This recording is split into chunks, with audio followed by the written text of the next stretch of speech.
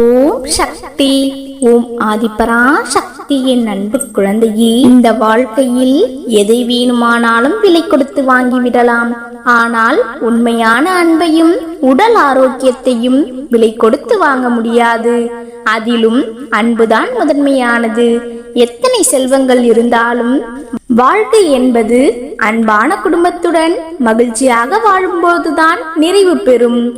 ஆரம்பத்தில் அன்பாகவும் உயிராகவும் வரும் உறவுகள் நாட்கள் போக போக அவர்களின் குணங்கள் படிப்படியாக மாறிவிடுகிறது.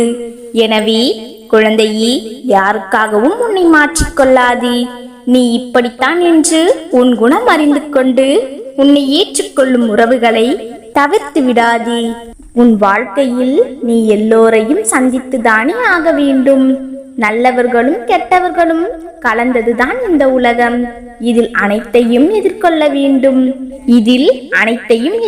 வேண்டும் என்றால் உன் மனதில் தைரியமும் பக்குவமும் இருந்தாலே போதும். இந்த கலியுக காலகட்டத்தில் யாரும் யாருக்காகவும் நேரம் ஒதுக்குவதற்கும் உதவி செய்வதற்கும் தயாராக இல்லை. அப்படிப்பட்ட இந்த நேரத்தில் உன்னை தேடி வருகிற நபரிடம் எதிர்மறையாக பேசிவிடாதே. உன்னை தேடி ஒரு மங்களகரமான செய்தியோடு ஒருவர் வருவார். அவர் உன்னிடம் எப்படி இருக்கிறீர்கள் என்று கேட்டால், நான் நலமாக இருக்கிறேன், என் அம்மா என்னை நல்லபடியாக வைத்திருக்கிறார் என்று கூறு.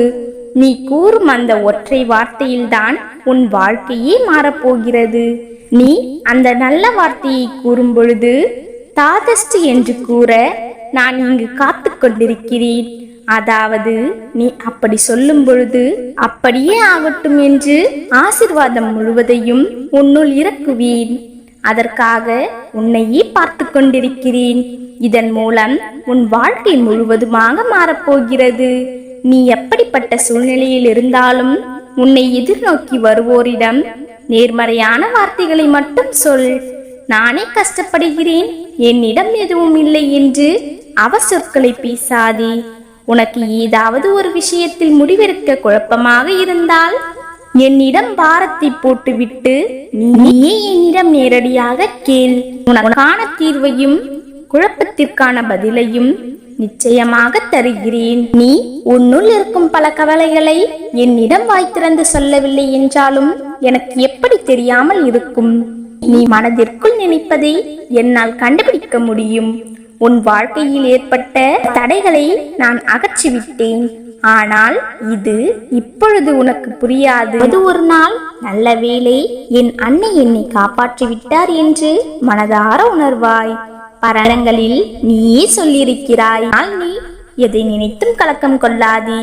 உன் வாழ்க்கையில் நினைத்தாலே நொடிகள் இனிமையாகும்.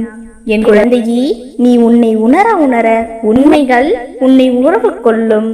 குழந்தையே, துரோகங்கள் மீது நம்பிக்கை வைத்ததற்காக நீ வருத்தப்படாதே.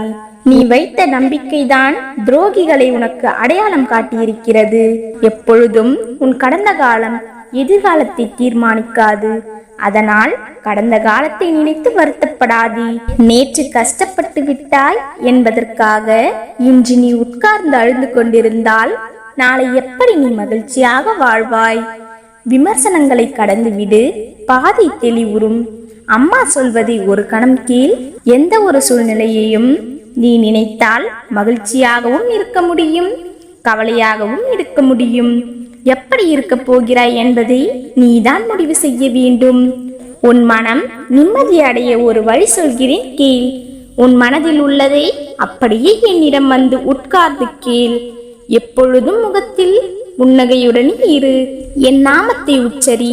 நிம்மதி உன்னை தேடி வரும். விரைவில் நீ நினைத்தது நடக்கும். உன் அம்மா நான் கூறுகிறேன், என் வாக்கு என்று பொய்க்காது. ஓம் சக்தி. ஓம் ஆதிபரா சக்தி.